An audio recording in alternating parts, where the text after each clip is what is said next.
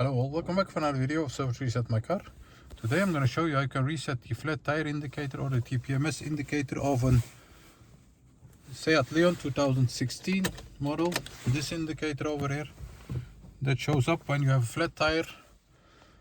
And in this short video I'm going to show you how you can reset that for yourself. Before we start, I want to mention our YouTube channel, Service Reset My Car. Have a look at our channel for more than 500 other videos on how to reset different model cars. Use the comment area if you have any questions and I'll get back to you as soon as possible. Okay, let's start right away.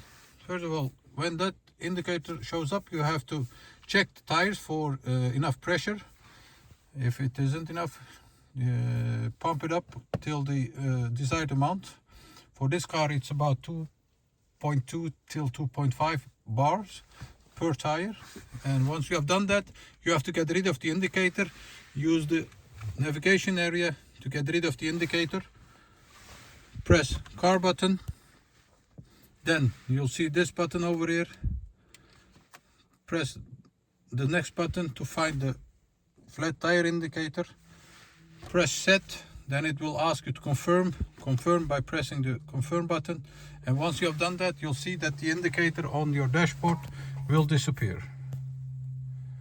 So once again, find the car button, then